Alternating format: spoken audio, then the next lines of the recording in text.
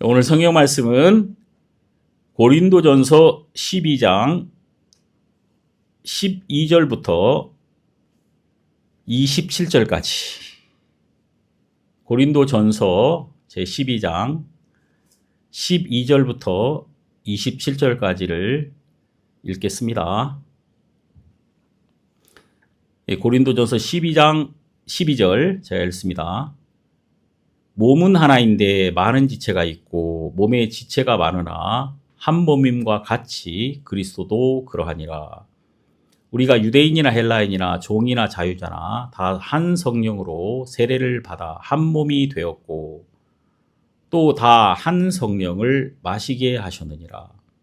몸은 한 지체뿐 아니요 여럿이니 만일 발이 이르되 나는 손이 아니니 몸에 붙지 아니하였다 할지라도 이로 인하여 몸에 붙지 아니한 것이 아니요 또 귀가 이르되 나는 눈이 아니니 몸에 붙지 아니하였다 할지라도 이로 인하여 몸에 붙지 아니한 것이 아니니 만일 온몸이 눈이면 듣는 곳은 어디며 온몸이 듣는 곳이면 냄새 맡는 곳은 어디냐. 그러나 이제 하나님이 그 원하시는 대로 지체를 각각 몸에 두셨으니 만일 다 한 지체이면 몸은 어디냐. 이제 지체는 많으나 몸은 하나라. 눈이 손더러 내가 너를 쓸데없다 하거나 또한 머리가 발더러 내가 너를 쓸데없다 하거나 하지 못하리라. 이뿐 아니라 몸에 더 약하게 보이는 지체가 도리어 요긴하고 우리가 몸에 덜 귀히 여기는 그것들을 더욱 귀한 것들로 입혀주며 우리의 아름답지 못한 지체는 더욱 아름다운 것을 얻고 우리의 아름다운 지체는 요구할 것이 없으니 오직 하나님이 몸을 고르게 하여 부족한 지체에게 종기를 더하사 몸 가운데 분쟁이 없고 오직 여러 지체가 서로 같이하여 돌아보게 하셨으니 만일 한 지체가 고통을 받으면 모든 지체도 함께 고통을 받고 한 지체가 영광을 얻으면 모든 지체도 함께 즐거워하나니 너희는 그리스도의 몸이요 지체의 각 부분이라. 27절까지 봤습니다. 여기 보면 한 몸이라는 말씀이 여러 곳에 등장하죠. 몸은 하나라. 한 몸. 우리는 예수의 피로 구원을 받았거든요. 예수의 피가 우리 마음에 왔을 때 그 피를 받은 자, 그 피를 생명으로 받은 자는 예수의 피가 내 안에 흐른단 말입니다. 예수의 피가 우리 안에 흐를 때 우리는 예수의 몸임을 발견하게 되거든요. 왜냐하면 피는 내 몸에 흐르는 거 아닙니까? 몸 안에 피가 흐르는 거예요. 한 몸 안에 한 성령이 흐르고 한 피가 돌게 돼 있다 그 말입니다. 그래서 이제 하나님이 모든 사람을 한 몸을 만드시려고 모든 사람에게 예수의 피로 생명을 얻게 만드셨다 그 말입니다. 하나님의 계획이에요. 모든 사람 안에 예수의 피로만 구원받아야 예수의 피가 그 마음 안에 생명이 되어야 우리는 예수의 몸이 될 수가 있는 거예요. 그리고 예수의 몸으로 부르심을 받아야 우리는 한 마음으로 예수와 하나 되어 하나님 앞에 담대히 나갈 수 있게 된다는 겁니다. 그리고 우리가 여기 이제 쭉 읽어보면 이 말씀 안에서 뭘 알게 되냐면은 하나라는 걸 발견해야 된다. 네가 아니라고 해도 아닌 게 아니야. 네가 맞다고 해도 맞는 게 아니야. 가장 중요한 것은 하나됨을 발견해야 되고 하나님은 우리가 예수 안에서 예수님과 똑같은 아들로 우리를 인정하시고 우리를 인도하신다는 것을 이 말씀을 통하여 보여주고 있다는 겁니다.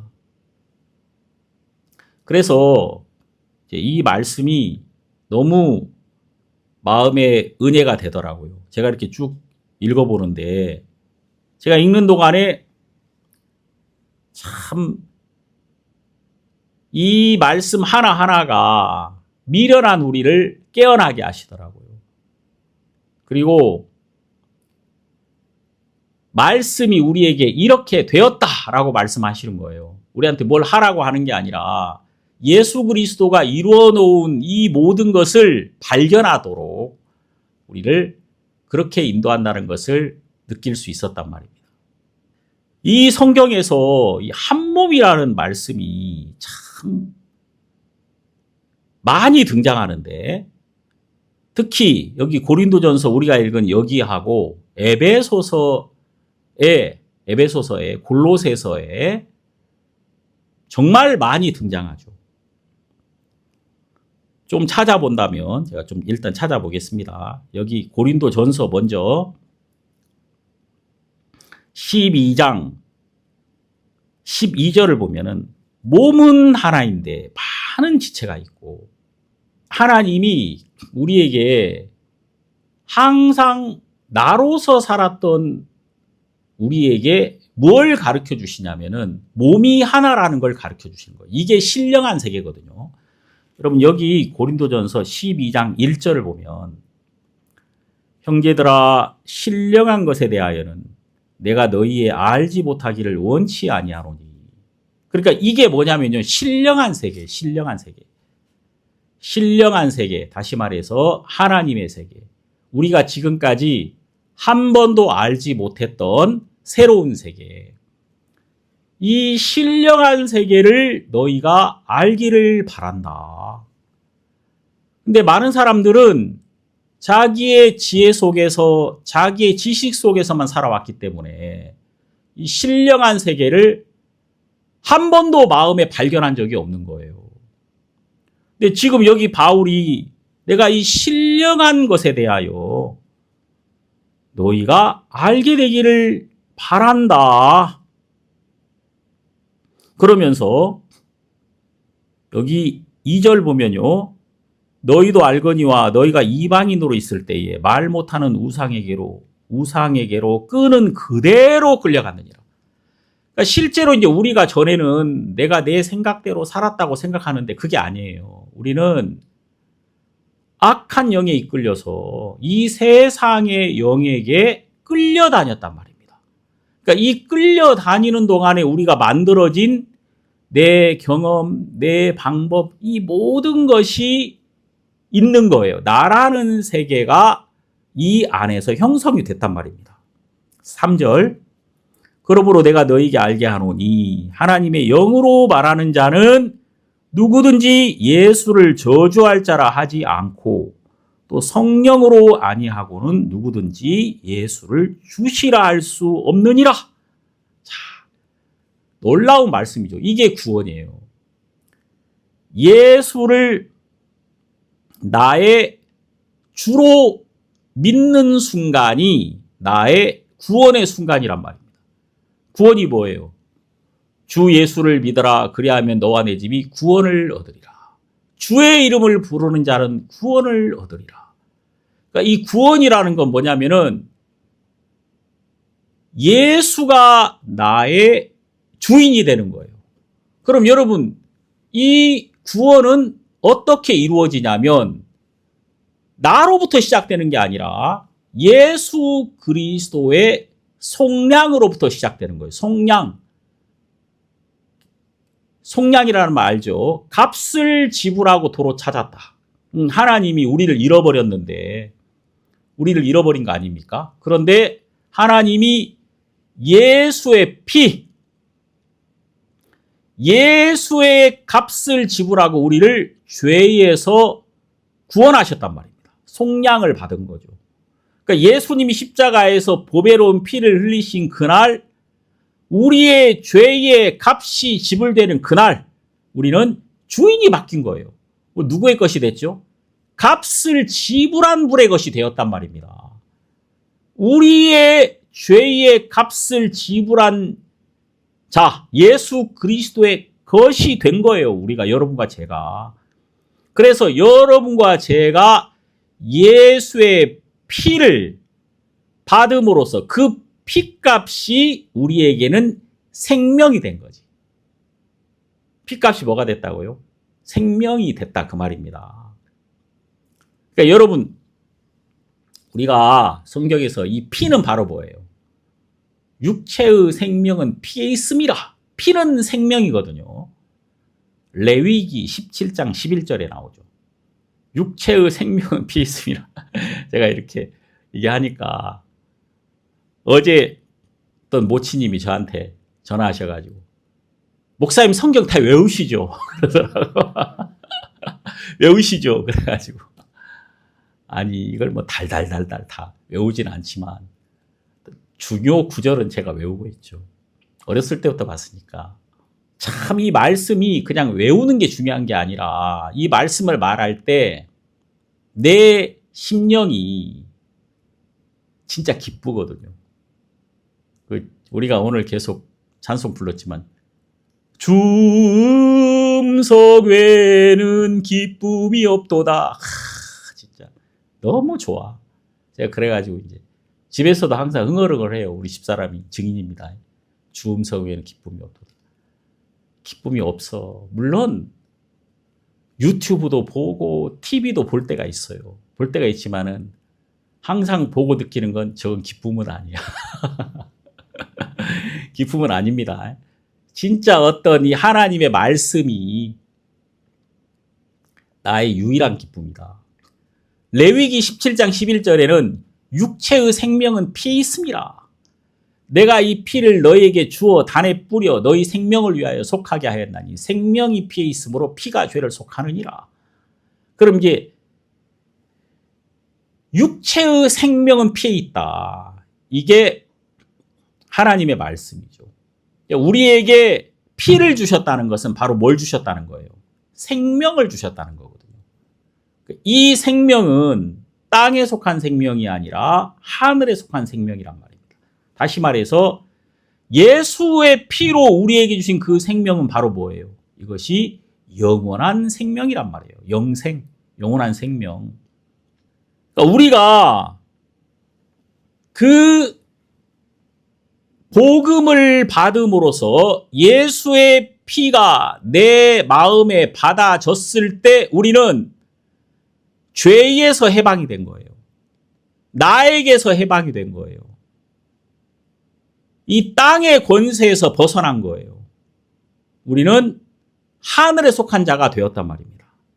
그래서 여러분 여기 12장 3절에 하나님의 영으로 말하는 자는 누구든지 예수를 저주할 자라 하지 않고, 이 말은 우리가 예수의 반대편에 있다가 예수 안으로 들어왔다 이 말입니다. 예수가 나의 주가 된 거예요. 근데 내가 그냥 예수를 주여 이렇게 부를 수 없단 말입니다. 성령으로 말미암아야 성령의 인치심이 있었다 이 말입니다. 이 성령의 인치심이라는 게 뭐냐면은 목자가 그 양을 사잖아요. 그러면은 양 엉덩이나 이마에 인을 친단 말입니다. 내 양이라는 표시를 하는 거죠. 그래서 우리가 예수의 피로 속량함을 받았을 때 성령의 인치심이 있었던 거예요, 우리에게. 그래서 성령으로 말미암을 때 우리는 예수를 나의 주라고 부르게 된단 말입니다. 그리고 예수를 나의 주여 이렇게 부를 때마다 나는 자유를 누리는 거예요. 나에게 짐이 하나도 없고 내 모든 짐이 온전히 예수에게 있는 것이 발견이 되는 거죠. 야, 이게 진짜 얼마나 놀라운 얘기입니까? 그럼 이렇게 된 자는 그때부터는 뭐가 생기냐면요. 은사가 생기는 거예요. 은사. 바로 4절에 은사는 여러 가지나 성령은 같고 이렇게 나오거든요. 성령이 임한 자에게는 은사가 생긴다. 은사. 은사라는 말이 뭐예요? God's gift. 하나님의 선물. 하나님이 모든 하나님의 자녀들에게는 하나님의 은사를 준단 말입니다. 참 이게 놀라운 건데, 그래서 성경에 보면은 5달란트 받은 자 있잖아요. 2달란트 받은 자, 1달란트 받은 자. 근데 그 달란트라는 건 놀라운 거죠. 우리가 그 말씀을 찾아보진 않겠지만 거기를 보면요, 달란트가 일한다는 걸 알게 됩니다. 내가 일하는 게 아니에요. 달란트가 일을 하는 거예요. 달란트가. 탤런트라고 하죠. 탤런트 보통. 그러니까 여러분, 하나님의 일은 하나님이 하십니다. 하나님이 여러분에게 주신 은사가 여러분 안에서 일을 하여서 그 은사만큼의 열매를 거두는 거예요. 5달란트를 가진 자는 5달란트를 남기더라고요. 2달란트 가진 자는 2달란트를 남기더라고요. 그게 놀라운 거예요. 그 말은 무슨 말이냐면은 하나님이 주신 것은 우리와 상관없이 똑같이 하나님이 주신 그 선물이 일을 하신다, 그 말입니다. 근데 1달란트 받은 자는 그가 아무것도 남기지 못했어요. 왜냐? 묻어뒀거든요. 그 묻어뒀다는 말, 그게 무슨 말이냐면은 그는 자기가 일을 하려고 했던 거예요. 그는 자기가. 달란트를 묻어두고 자기가 일을 한 거예요. 그는 아버지를 오해했단 말입니다. 정말 많은 사람들이 아버지를 오해한단 말이에요. 그게 어떤 오해가 있죠? 내가 일해야 된다고 생각하는 거예요. 내가 일해야 된다는 오해를 가지고 있는 거예요. 우리가 일하는 게 아니에요. 달란트가 일하는 거예요. 달란트가. 5달란트가 5달란트를 남기고 2달란트가 2달란트를 남겼다는 것은 달란트가 일을 하는 거지, 인간의 어떤 것도 내 노력이나 내 수고가 거의 개입되지 않는 거란 말입니다. 이걸 성경에서 계속 얘기한 은사를 말하고 있는 거예요. 여기서 이제 우리가 발견해야 되는 게 있는데, 그게 뭐냐면요, 바로 하나됨을 우리가 발견해야 된다는 거예요. 여기 12절에 이걸 설명하는데 많은 지체가 있지만 우리는 한 몸이라는 거예요. 한 몸. 창세기에서 이렇게 말하죠. 벌거벗었으나 부끄러워 아니하더라. 그가 두 사람인데 그 두 사람이 벌거벗고 있는데 부끄러워하지 않았던 이유가 뭐예요? 한 몸이었기 때문에 그랬다는 것입니다. 한 몸. 하나였다. 그래서 그들은 딱 서로 만날 때 뭐라고 말합니까? 내 뼈 중에 뼈요, 내 살 중에 살이라, 이렇게 말하잖아요. 내 뼈요, 내 살이라. 그러니까 다른 사람을 만나면서 하나라는 사실을 발견한 거예요. 딱 보는 순간에 발견이 되는 거죠. 근데 여러분, 우리가 똑같이 성령으로 말미암아 거듭남으로 우리는 하나님의 성령이 우리 안에서 우리가 하나라는 것을 자꾸 가르쳐 주시는 거예요. 여기 15절을 보시면, 만일 발이 이르되 나는 손이 아니니 몸에 붙지 아니하였다 할지라도 이로 인하여 몸에 붙지 아니한 것이 아니요. 다시 말해서 따로가 아니란 말입니다. 그러니까 지금 발이 손 보고 나는 너와 달라 이렇게 말해도 발이나 손이나 다 몸 안에 있고 몸 안에서 하나라는 겁니다. 그리고 여기 25절에 뭐라고 나오냐면은 몸 가운데 분쟁이 없다 이렇게 나오잖아요. 근데 분쟁이 있어요, 없어요? 실제로 있잖아요. 분쟁이 있잖아요. 있다는 것이 속고 있는 거란 말입니다. 이게 속고 있는 거예요. 분쟁이 없어요. 그러니까 우리가 항상 우린 이걸 알아야 돼요. 우리는 하나님의 말씀 안에서 흐르는 세계와 우리가 보는 세계가 항상 다르다는 걸 알아야 돼요.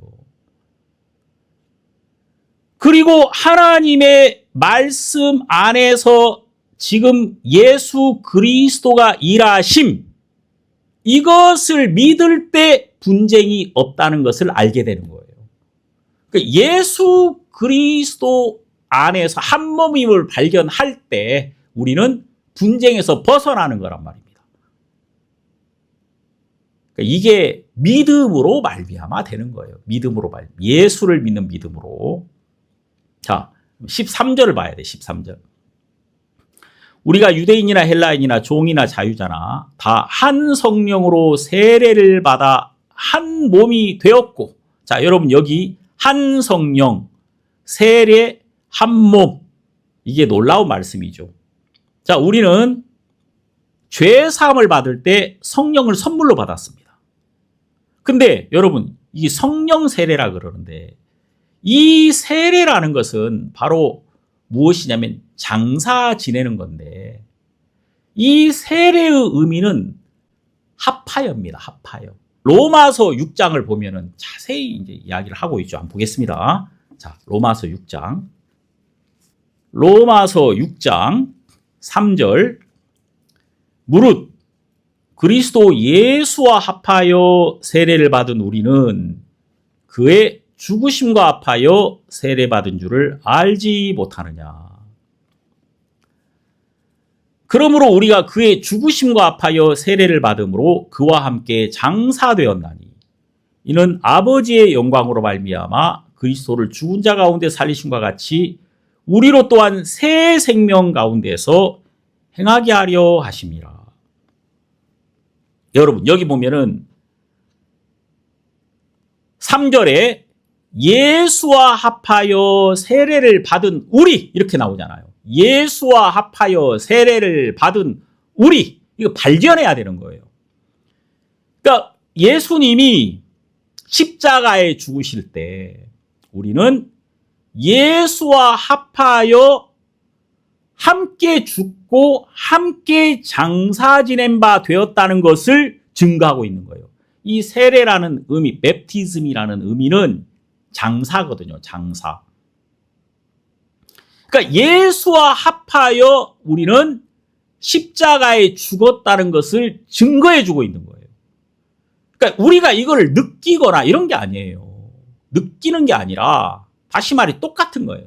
눈이 나는 몸이 아니라 해도 몸 안에 있는 것처럼, 손이 나는 몸이 아니라 그래도 몸 안에 있는 것처럼 우리는 예수와 합하여 십자가에 죽은 자란 말입니다. 그러니까 사람이 이것을 발견하지 못한 사람은 항상 내가 뭔가를 얻으려고 하잖아요. 내가 열심히 뭔가를 얻었는데 열심히 일했어. 나 진짜 평생을. 근데 아무것도 쥔 게 없어. 왜 쥔 게 없죠? 그 손이 못 박힌 손이라는 걸 모르고 있는 거예요. 내가 못 박힌 손으로 무엇을 얻으려고 해도 얻어집니까? 안 얻어진단 말이에요.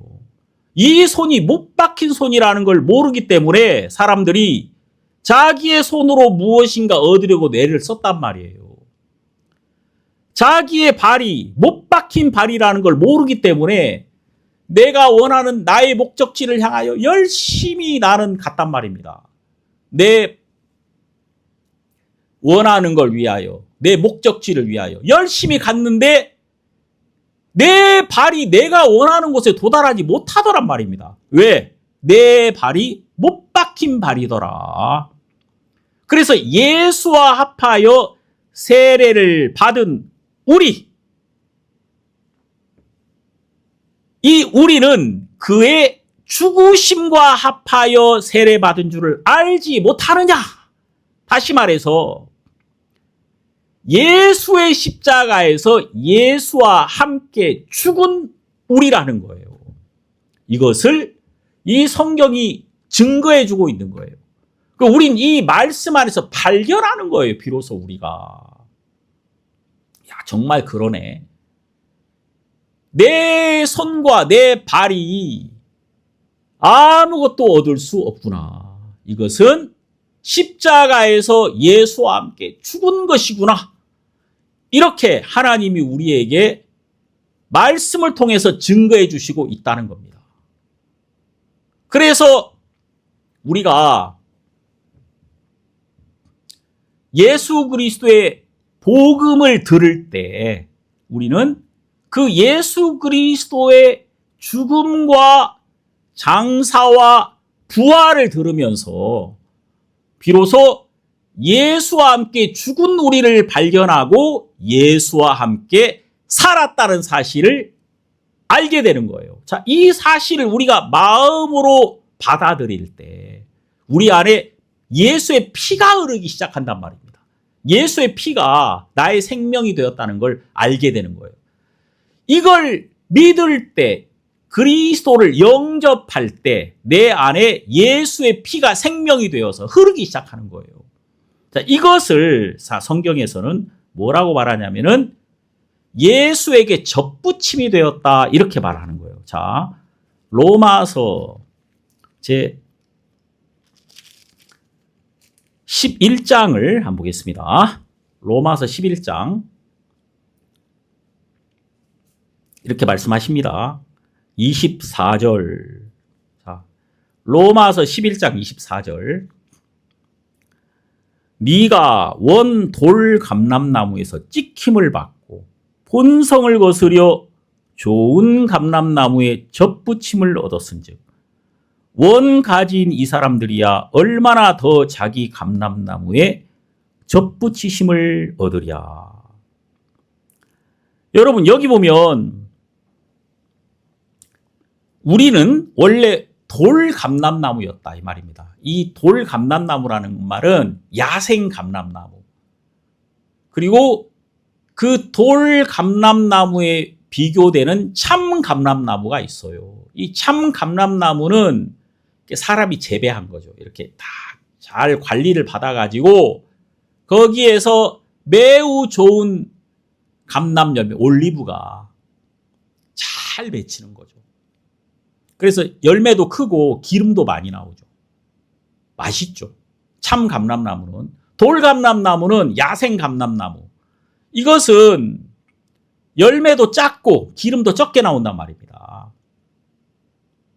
그런데 원래 우리는 돌 감람나무였다. 이방인들이었다. 그 말이에요. 하나님 밖에 있는 사람들이었다. 약속 밖에 있는 사람들이었다. 우리는 하나님이 없는 사람들이었다. 근데 이 돌 감람나무가 찍힘을 받았다 이 말이에요. 자, 찍힘을 받았다. 이게 무슨 말이에요? 죽었다. 그 말입니다. 어디서 찍힘을 받았어요? 십자가에서. 내가 지금까지 나에게 접붙여져 있다가 그리스도 밖에 있다가 또 진짜 하나님과 상관없다가 죄에 연결되어 있다가 사단의 종이었다가 이 세상에 속한 자였다가 이 세상에서 찍혀졌단 말입니다. 이 찍힘을 받았다는 말은 죽었다 그 말이에요. 예? 어떻게 찍힘을 받아요? 십자가에서 예수와 함께 죽은 나를 발견한 그 순간에 나는 찍혀져 나오는 거예요. 딱 이 세상에서 나에게서 죄에서 딱 찍힘을 받고 본성을 거스려 좋은 감람나무에 접붙임을 얻었다. 좋은 감람나무 누구예요? 예수 그리스도. 하나님의 약속. 그리스도 안. 이 예수에게로 접붙임을 받았다. 원래는 여러분 이게 농사 짓는 사람들이 볼 때는 이게 말이 안 되는 말이에요. 원래 농사에서는요. 참 감람나무 가지를 꺾어가지고 돌 감람나무에 접붙인다고 하더라고요. 예? 전 농사에 대해 잘 모릅니다. 이제 주워 들은 지식이에요. 또 제가 이제 또 오늘 아침에 이걸 좀 얘기하려고 또 검색도 해보고 또 새벽부터 막 하여튼 좀 알아봤죠. 자, 근데 원래 농사할 때는 참 감람나무 가지를 꺾어가지고 돌 감람나무에 접붙인다. 왜냐면 이 돌 감람나무가 자연에서 그냥 거칠게 자랐기 때문에 면역력도 좋고 또 바람도 잘 이기고 아주 이 근성이 있단 말이에요. 병에 강하고. 그러니까 이제 참 감람나무를 딱 여기에 접붙이면은 이제 병에도 잘 안 걸리고 이제 그렇다는 거죠.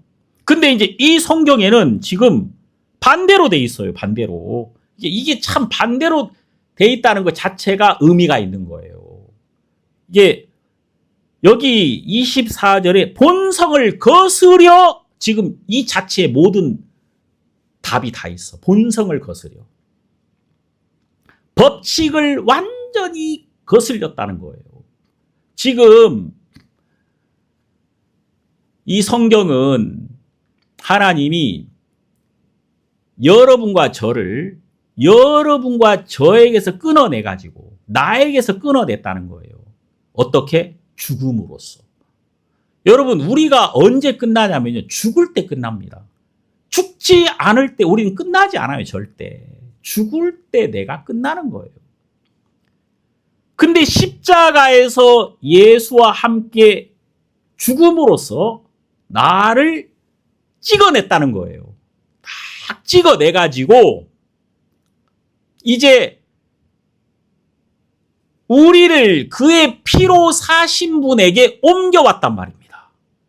그래서 약속 안에 들어온 거예요. 약속 안에 들어온 이것을, 그리스도의 사랑 안에 들어온 이것을 좋은 감람나무의 접붙임을 얻었다라고 말씀하고 있단 말입니다. 자, 여러분 여기 보면 또 이런 말씀이 있죠. 17절에 보면 17절 로마서 11장 17절 또한 가지 얼마가 꺾여졌는데, 자, 왜냐하면 이걸 접붙이려면은 이미 있던 것에 상처가 나야 된단 말입니다. 근데 원래 있던 가지가 꺾여졌다는 거예요. 이게 유대인입니다. 유대인이 하나님을 거스림으로 그 유대인들이 그리스도를 버림으로 가지 얼마가 꺾여졌어. 그리고 돌 감람나무인 네가 그들 중에 접붙임이 되어 참 감람나무 뿌리의 진액을 함께 받는 자 되었다. 자, 우리가 예수 안으로 들어온 것은 바로 뭐냐면요. 예수의 피를 받았잖아요. 예수의 피를 딱 받아들이는 그 순간에 피가 흐른다고 제가 말씀드렸죠. 그러니까 이게 마치 뭐와 같으냐면은 뿌리의 진액이 이제 그 가지에 흐르기 시작했다 그 말이에요. 뿌리의 진액. 다시 말해서 예수 그리스도의 보혈을 믿음으로 예수 안에 들어온 사람은 그때부터 예수 안에 있는 능력과 그의 사랑과 그의 자비와 그의 의와 그의 거룩함이 그 뿌리의 진액이 우리에게 들어와서 우리에게 돌기 시작했다 그 말입니다. 여기 17절에 뿌리의 진액을 함께 받는 자 되었은 즉, 여기 18절 뭐라 그랬습니까? 그 가지들을 향하여 자긍하지 말라. 자긍할지라도 네가 뿌리를 보존하는 것이 아니요 뿌리가 너를 보존하는 것이니라. 내가 무엇인가 이런 복을 받을 만한 자격이 있는 것은 조금도 아니다. 온전히 예수 그리스도의 보혈, 그 뿌리라는 게 뭡니까? 여러분 여기서 나오는 이 뿌리라는 게 바로 그 창세기 1장 처음에 나오는 베레시트, 제가 말씀드렸죠. 베레시트. 그리고 요한복음 1장 1절에 나온 엔아르케. 그러니까 이제 이 성경은 항상 이 머리, 뿌리 이게 같은 말이에요. 머리, 뿌리. 머리가 보존하는 것이다. 뿌리가 지키는 것이다. 원래 이제 여러분 나무는 사람을 뒤집어 놓은 거라 하잖아요. 나무라는 게 원래 사람을 뒤집어 가지고 땅에 팍 박아 놓은 거. 그러니까 이 사람은 머리가 위에 있어도 나무는 머리가 뿌리야, 뿌리. 저 아래 박혀 있단 말입니다. 예? 그러니까 우리가 우리를 지키는 것이 아니라 뿌리가 너를 보존하는 것이다.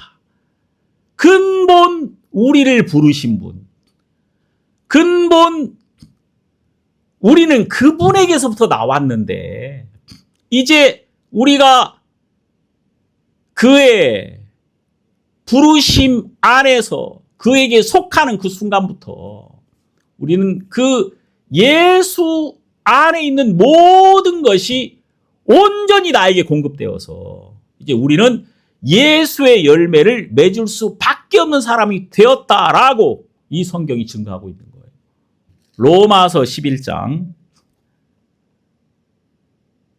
31절 이와 같이 이 사람들이 순종치 아니하니 이는 너희에게 베푸시는 긍휼로 이제 저희도 긍휼을 얻게 하려 하심이라.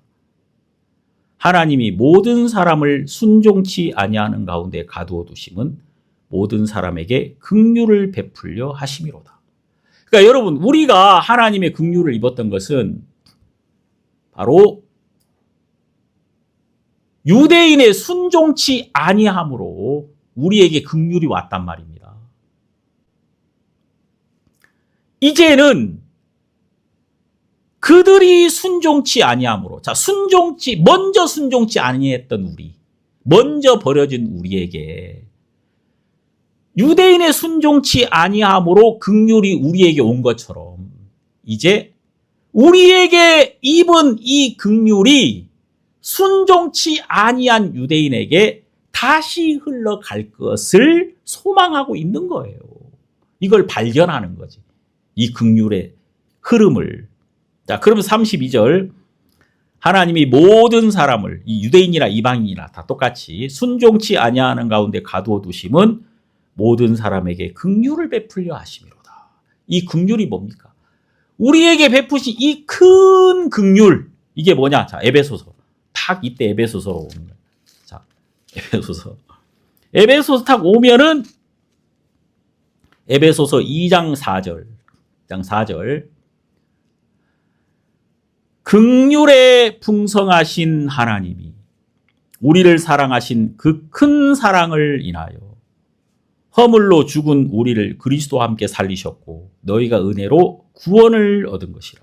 그러니까 여러분, 이 구원이라는 것은 바로 우리가 그리스도의 보혈을 받음으로써 그의 사랑을 받음으로 우리가 그와 하나가 되는 거란 말입니다. 그와 온전한 하나가 됐단 말이에요. 피가 흘렀다 그 말이에요. 자, 이것을 이렇게 말합니다. 자, 8절 뭐야, 8절. 너희가 그 은혜를 인하여 믿음으로 말미암아 구원을 얻었나니 이것이 너희에게서 난 것이 아니요 하나님의 선물이라. 이게 분명히 이걸 한번 짚고 넘어가요. 이게 너에게서부터 나온 게 아니야. 우리에게 임한 이 놀라운 사랑이 조금도 나에게 조건이 없었다는 것입니다. 그러니까 이 모든 내가 복을 받은 모든 조건은 온전히 예수 안에만 있었다는 거예요. 이제 이게 진짜 중요한 거예요. 왜냐하면은 우리 사람이 항상 언제 낙심합니까? 내가 조건이 없을 때 항상 그것 때문에 힘들어 하잖아요. 아이고, 내가 좀 잘 되고 싶은데 뭐 잘 될 건덕지가 없는 거야. 예? 조건, 건덕지. 뭐 진짜 나는 진짜 뭐 내가 뭐 아무리 봐도 희망의 이유가 없어. 근데 여러분, 우리에게 조건이 없는 이것이 바로 우리가 긍휼을 입은 이유였단 말이에요. 이걸 분명히 해주는 거예요, 이 성경이. 2장 12절을 보면은 그때 너희는 그리스도 밖에 있었고 이스라엘 나라 밖의 사람이라 약속의 언약들에 대하여 외인이요 세상에서 소망도 없고 하나님도 없는 자이더니. 자, 여러분, 그러니까 여기 나라는 사람에게는 밖에 있는 자, 소망이 없는 자, 하나님도 없는 자란 말입니다. 근데 13절, 이제는 12절과 13절이 완전히 다르게 바뀌죠. 이제는 전에 멀리 있던 너희가 그리스도 예수 안에서 그리스도의 피로 가까워졌느니라. 여러분, 이거는 유대인과 이방인을 말합니다. 유대인과 이방인이 절대 하나가 될 수 없는 우리가 그리스도 예수 안에서 그리스도의 피로 가까워졌느니라. 그러니까 여러분, 내가 하나님과 가깝다라고 말할 수 있는 이유는 어디에 있습니까? 예수의 피에 있단 말이에요. 그러니까 우리는 예수의 피로 인하여 하나님 안에서, 그리스도 안에서 하나님께 담대히 나갈 수 있는 용기를 얻었단 말입니다. 이 용기. 그러니까 그리스도의 피가 항상 어떤 일을 해주냐면은 나를 하나님에게 담대히 나가게 해서 그 하나님 안에 있는 것들을 발견하게 해주는 거예요. 내가 이분에게 나가보니까 이야 진짜 이분은 나를 위하여 이미 모든 걸 준비하신 분이구나. 이걸 항상 발견하게 해준단 말입니다. 이제 진짜 감사한 건 저희가 이번에 이제 우리 신학교 지금 다음 주부터 이제 한단 말입니다. 4번째 학기를 시작해요, 벌써. 4번째 학기. 근데 이번에는 이제 우리 자매님들이 몇 분이 들어오셨어요. 그래가지고 이제 자매님들이 뭐 교재 어떻게 사야 되느냐 이렇게 막 묻고 막 책도 사고 하더라고요. 저는 요한계시록을 이제 이번에 좀 잘 배워보자. 그래가지고 요한계시록 10주 동안 이제 요한계시록을 잘 보면 요한계시록은 우리의 복음을 정확하게 완성시켜주고 가장 큰 절망 속에 있는 자가 그 절망이 깊은 만큼 그에게 하나님의 위로와 하나님의 일하심이 훨씬 크다는 거, 그거를 가르쳐 주시고 있단 말입니다. 우리 교회가 하나님의 은혜를 입어서 정말 많은 사람들을 얻겠다 하는 이런 소망이 막 생기더라고요. 사실 가장 큰 일은요, 다른 게 큰 일이 아니고 우리를 통해서 한 사람이 구원을 받는 겁니다. 한 사람. 한 사람이 구원을 받는 이게 큰 일인데 하나님이 이런 일들을 행하시겠다 이런 소망이 막 생깁니다. 자, 여기 보면 그리스도의 피로 가까워졌느니라. 우리가 하나님과 매우 가까운 이유는 나에게 있지 않고 예수 그리스도의 보혈에 있단 말입니다. 그 보혈이 내 안에 들어와서 내가 그리스도의 몸으로 부르심을 받아서 그리스도의 몸이 되게 한 거예요. 이게 놀라운 게 뭐냐면요. 여러분, 우리가 몸이 되었을 때 이제는 예수를 사랑할 수 있게 되는 거예요. 예수의 몸으로 부르심을 받아야 한 몸이니까 내가 예수를 사랑할 수 있게 된단 말입니다. 내가 예수와 하나 되어야 하나님과 하나됨을 발견하게 되는 거예요. 그때 우리는 하나님을 사랑할 수 있는 마음을 가지게 되는 거예요. 그래서 여러분, 이웃을 내 몸처럼 사랑하라는 그 말씀이 있죠. 예수 그리스도의 이웃이었던 우리에게 오셔서, 우리가 그의 이웃인데 우리에게 오셔서, 우리 원수였는데 원수를 사랑하라 하신 그분께서 원수인 우리를 그의 몸처럼 사랑해서 우리에게 그의 보혈을 흘리셨고 주셨고 그의 살과 피로 그걸 얻음으로 생명을 얻은 우리가 그의 몸이 되어서 이제 우리는 그와 하나가 되었을 때 예수를 사랑할 수 있게 됐단 말입니다. 그리고 이제 예수와 하나 된 자는 그 예수님이 하나님과 하나 된 것을 온전히 발견하고 그 하나님을 즐거워할 수 있는 자가 된다는 겁니다. 이렇게 되는 거예요. 자, 14절, 에베소서 2장 14절을 보면 그는 우리의 화평이신지라 둘로 하나를 만드사 중간에 막힌 담을 허시고 원수된 것 곧 의문에 속한 계명의 율법을 자기 육체로 폐하셨으니 이는 이 둘로 자기의 안에서 한 세 사람을 지어 화평하게 하시고 또 십자가로 이 둘을 한 몸으로 하나님과 화목하게 하려 하심이라. 원수된 것을 십자가로 소멸하시고 또 오셔서 먼 데 있는 너에게 평안을 전하고 가까운 데 있는 자들에게는 평안을 전하셨으니 가까운 데 있는 자들에게 평안을 전하셨으니 이는 저로 말미암아 우리 둘이 한 성령 안에서 아버지께 나아감을 얻게 하려 하심이라. 그러니까 여러분 이게 진짜 중요한 게 뭐냐면 최종적인 목적은 아버지께 나가는 거예요. 그러니까 하나님이 우리를 그의 피로 하나 되게 하신 이유는 뭐냐면은 우리가 예수의 몸이 되어서 예수와 하나 되어 아버지를 향하여 담대히 나가는 겁니다. 아버지를 기쁘게 하는 거예요. 우리가 예수와 한 몸으로 부르셨다는 것. 이것을 여러분이 발견하면 여러분이 여러분을 위할 필요가 없다는 것. 왜냐하면 머리가 온전히 우리를 주장하시고 우리를 고르게 하시고 또 우리의 미래를 먼저 준비하셔서 그분이 앞서가심으로 우리를 가장 복된 자리로 이끄신다는 것을 알게 되는 거죠. 이게 비밀이란 말입니다. 에베소서 5장은 이렇게 말하잖아요. 에베소서 5장 32절. 이 비밀이 크도다. 내가 그리스도와 교회에 대하여 말하노라. 그리스도와 교회가 뭐예요? 바로 이게 30절에 30절. 우리는 그 몸의 지체라는 거예요. 우리는 한 몸이라는 겁니다. 우리는 예수와 하나 된 한 몸이라는 거예요. 그래서 예수의 보혈이 우리를 구원하신 거예요. 예수의 보혈이 우리에게 온 이유는 한 몸으로 우리를 부르시기 위함이었다는 겁니다. 이걸 계속해서 말하고 있다. 자, 골로새서 3장 15절. 제가 지난주에 이어 계속 이걸 말씀드립니다. 그리스도의 평강이 너희 마음을 주장하게 하라. 자, 여러분, 그리스도의 평강이 있고 세상의 평강이 있습니다. 예수님이 평안을 너희에게 주노니 내가 너희에게 주는 것은 세상이 주는 것과 같지 않다.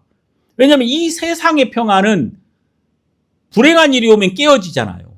슬픈 일이 오면 무너지잖아요. 근데 그리스도의 평안은 깨어지지 않는단 말입니다. 그래서 그리스도의 평강이 너희 마음을 주장하게 하라. 자, 그 다음에 평강을 위하여 너희가 한 몸으로 부르심을 받았나니 또한 너희는 감사하는 자가 되라. 평강을 위하여 부르심을 받았다는 거예요. 그러니까 여러분과 제가 한 몸으로 부르심을 받은 이유는 바로 평강을 위하여. 그러니까 우리 마음에 이렇게 평안이 흐르잖아요. 그럼 이 평안이, 그리스도의 평안이 우리에게만 흐르는 것이 아니라 이 평안이 흘러서 우리 주변에 있는 모든 사람의 마음을 그리스도 안으로 오게 한단 말입니다. 우린 이 그리스도의 평강을 통하여 우리 안에 그리스도의 지혜와 그리스도의 능력과 그리스도의 의와 거룩함이 함께 흐름으로 우리를 통하여 우리가 그리스도의 통로가 되어서 그리스도가 힘있게 우리를 통해 일하는 것을 발견하게 된단 말이에요.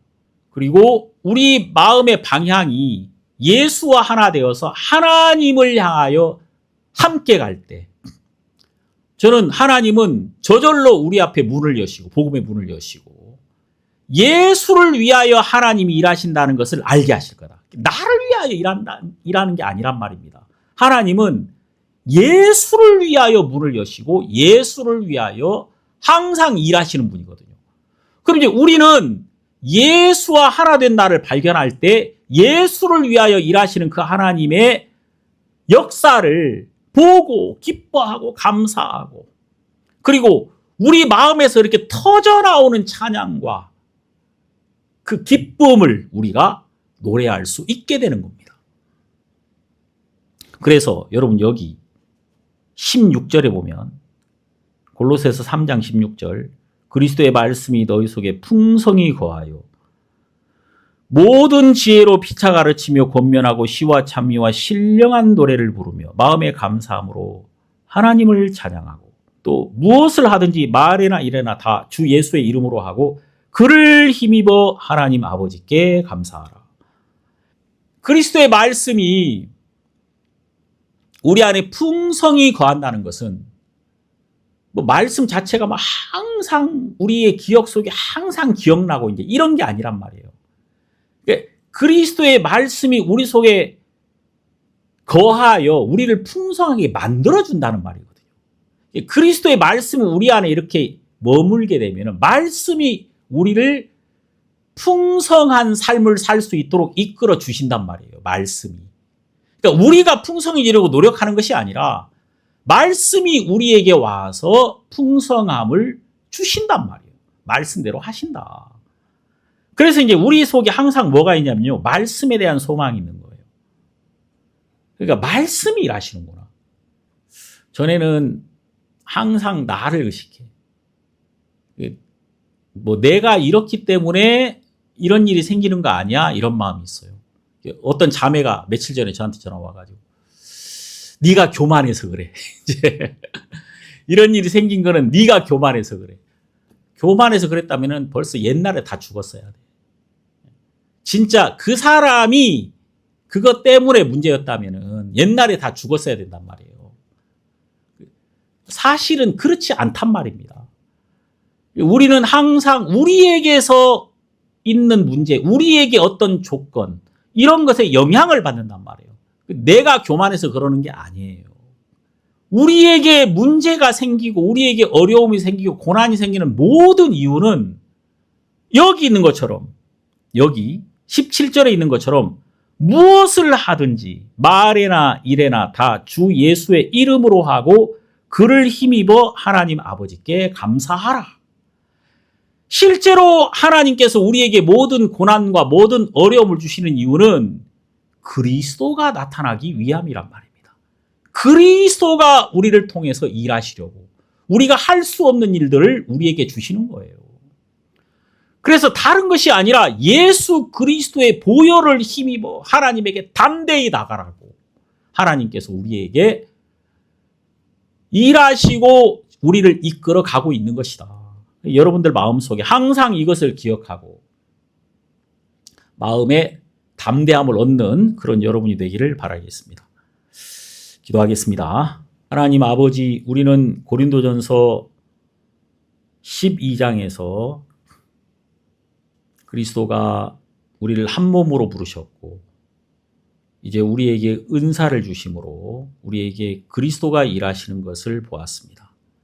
우리가 오늘 이 말씀 안에서 한 몸으로 우리를 부르신 그리스도를 말씀 안에서 발견하고 함께 나눴는데 우리 모든 성도님들이 말씀 안에서 평안을 누리게 하시고 또 우리를 부르신 이 그리스도의 마음이 우리 안에 전달되어서 이 말씀 한 말씀이 우리 안에 능력이 되어서 우리를 복되게 하시고 또 우리 모든 성도님들이 우리 안에 그리스도의 평강이 흐르고 있다는 사실을 알게 하시고 그 피를 의지하여 우리가 항상 건강하게 설 수 있다는 것을 알게 하시고 마음이 힘든 분들에게 그리스도의 보혈로 인하여 즉시 회복되어 하나님을 찬양하고 우리가 어디에도 매이지 말고 예수에게 잡혀서 남은 생애를 살 수 있도록 하나님의 은총을 더하소서. 우리 주님께 감사드립니다. 예수님 이름으로 기도드립니다. 아멘.